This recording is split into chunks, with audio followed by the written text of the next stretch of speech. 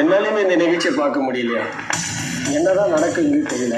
இதுக்கெல்லாம் ஒரு முடிவு இல்லையா? என்ன நடக்குதுன்னே தெரியல. இல்லை சார், காலையில் வாக்கிங் இடத்துல ஒரே டாக்கிங்காக இருக்குது. காலார நடந்து கீழே உட்காந்து மனசார ரிலாக்ஸ் பண்ணாம என்ன சார் ஒரே பிரச்சனையா இருக்கு? எங்க மனசார பேசுறது? மனசாராம தான் பேசிட்டு இருக்கோம். என்னாச்சு? தினம் ஒரு குரலை கேட்டுட்டு இருந்தோம். அந்த குரலை இப்ப கேட்க முடியலங்கிற ஆனந்தம் தான். ஓ, திருக்குறளை சொல்றீங்களா? ஐயன் வள்ளுவன் சொல்ற திருக்குறளை சொல்லலை. அரசியல் தெளிவு கொடுக்கிற திருக்குறளை, ஐ மீன் வாய்ஸ். மற்றவங்களுக்கு அறிவையும் தெளிவையும் புகற்ற பேராசிரியருக்கே தெளிவு புகற்ற குரல் தானே அது. தம்பி முத்தாரோட குரலை தானே சொல்றீங்க? அவர் குரலை கேட்க கூடாது தானே அவருடைய குரல் வரைய நெருக்கிறாங்க. எதுக்கு சார்? மனுஷன் சின்ன திரையில உட்காந்துட்டு பல பேரோட முகத்திரையை கிழிக்கிறார் இல்லையா? வக்கீல் சார், உங்க பாணியில சொல்ல போனா பாயிண்ட் அடுக்குவார். பொய் சொல்றவங்கள பொடி பொடியா ஆக்குவார். சபா, சரியான பாயிண்ட். அரசியல்வாதி சார், போலி அரசியல்வாதிகளை சமூகத்துக்கு அடையாளம் காட்டுவார் சார் முத்தார். தன் ஒற்றை வார்த்தைய உண்மையை வெளிச்சத்தை கொண்டு வருவார் சார். ஆமாம், எங்கள் கட்சியில் நடக்கிற தவறுகள் குளறுபடிகள் எல்லாத்தையும் அவரோட இன்டர்வியூவில் பல முறை சொல்லியிருக்கார். அது 100க்கு 100 உண்மையானது தான். ஆனால் அதை வெளியே சொல்ல முடியுமா? சொல்ல முடியாது. நான் ஒரு அரசியல்வாதி, உண்மைகளை எப்பொழுதும் சொல்லவே கூடாது. அப்பதான் அரசியல்வாதியாக இருக்க முடியும். அவரோட இன்டர்வியூவில் எத்தனை பேரோட பதவி போயிருக்கு தெரியுமா? அவரை எவ்வளவுதான் முடக்க பார்த்தாலும் அவருடைய குரல் திரும்ப திரும்ப ஒலிக்கும். எப்படி இந்த கடற்கரையோட சத்தம் திரும்ப திரும்ப திரும்ப கேட்குதோ அது போல தம்பி முத்தாரோட குரல் திரும்ப திரும்ப கேட்கும். எந்த நிகழ்ச்சி எடுத்தாலும் பிரைவேட் இப்படி பிரைவேட் போட்டே இருந்தா மக்கள்கிட்ட எப்படி உண்மையை சொல்ல முடியும்? எல்லா நிகழ்ச்சியும் பிரைவேட்ல போட்டா அப்ப மக்களுக்கு எப்படி உண்மையை தெரிய வரும்? அப்ப கருத்து சொன்னது முடக்கப்படுதுல, முடக்கப்பட்ட இடத்துல நான் எப்படி இருக்க முடியும்? என்ன முத்தார், ஃபோனை தூக்கி உடச்சிங்க. எப்பவுமே அடுத்தவங்க தான் டென்ஷன் பண்ணி பழக்கம் உங்களுக்கு. இப்போ நீங்களே டென்ஷனாக இருக்கீங்க. அப்துல் கலாம் அடிக்கடி சொல்லுவார், பாரதிதாசன் வரிகளை கோட் பண்ணி, கங்கையை போல் காவிரி போல் கருத்துக்கள் ஊரும் உள்ளம் உங்கள் உள்ளம்னு மீடியா பார்த்து சொல்லுவார். யார் உங்களை வீழ்த்த வேண்டும் என்று நினைத்தார்களோ அவர்களது சூழ்ச்சிக்கு பலியாகலாமா நீங்க? நேர்காணல் எடுக்கும்போது யாருக்கும் பயப்படாம துணிந்து எடுக்கணும் என்ற சிந்தனை எல்லோருக்கும் இருக்கு. பொதுமக்கள் அதான் விரும்புறாங்க. நானும் அதை தான் துணிந்து செய்யறேன்.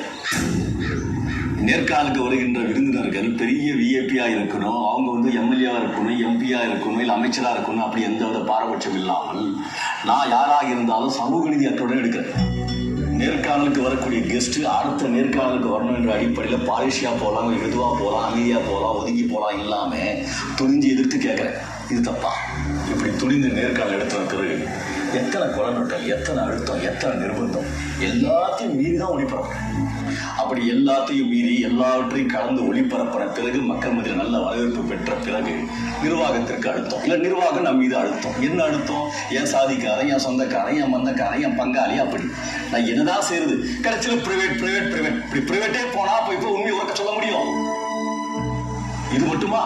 இதற்கு முன்பு எடுக்கப்பட்ட பல நேர்காணல்கள் எல்லாமே பிரைவேட்ல போட்டாங்க. அதெல்லாம் வெளியே வந்திருந்தா மக்கள் மத்தியில் பல உண்மைகள் வெளியே வரும். இதுதான் சொல்றது. கருத்து சுதந்திரம் முடக்கப்பட்ட பிறகு நான் எப்படி பேச முடியும்? என்ன பண்ண முடியும்? இதுக்கு ஒரு விடிவு இல்லையா? இதுக்கு முடிவு இல்லையா? இதுக்கு ஒரு தீர்வே இல்லையா?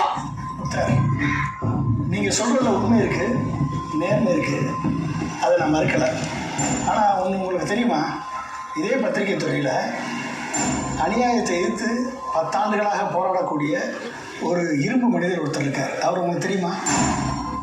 நீங்க உங்க கோபத்தை வெளிப்படுத்திட்டீங்க, நீங்க பிரபல்யமா இருக்கீங்க.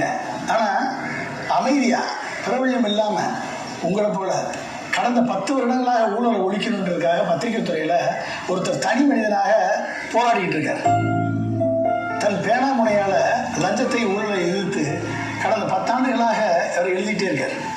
அதனால் பாதிக்கப்பட்டவர்கள், இந்த லஞ்ச ஊழல்வாதிகள் குண்டர்களை வைத்து அவரை தாக்கி ரத்த வெள்ளத்தில் மிதக்க விட்டுருக்காங்க.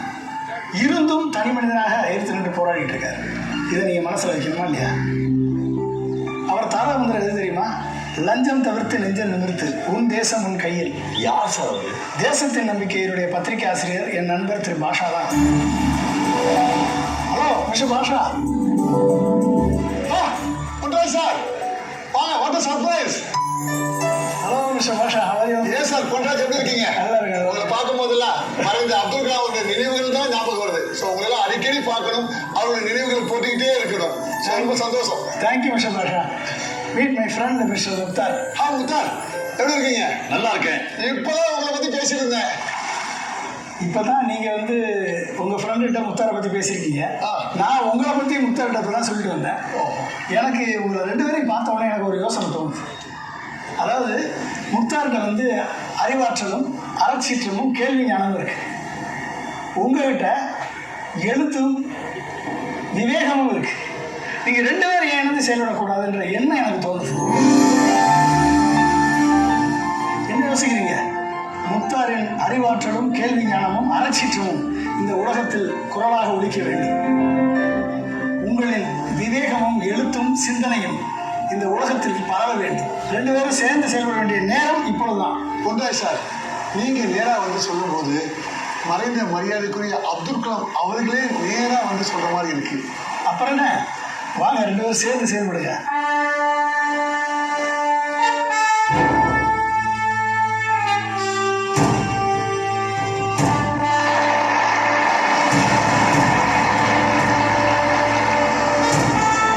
இணைந்த கைகள், கடக்க வேண்டிய பாதை கரடு முரடானது.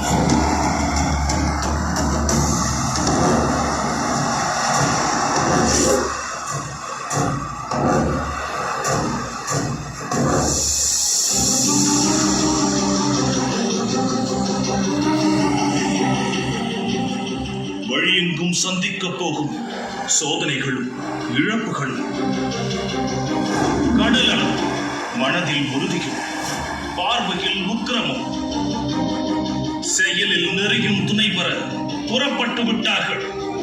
தூரமான பாதை, படை பரிவாரங்கள் இல்லாத பயணம். இவர்களுக்கு துணிவே துணை, வாய்மையே வழிகாட்டி, மக்கள் நலனே இலக்கு. உறுதியான 4 கால்கள், உரமேறிய 2 உள்ளங்கள். சமுதாயத்தின் 4வது தூணுக்கு பெருமை சேர்க்க, மக்களின் குறை தீர்க்க இவர்கள் பயணத்தை துவங்கிவிட்டார்கள். புதிய சேனல், புதிய முழக்கம், புத்துயிர் பெற்ற குரல். My India 24x7.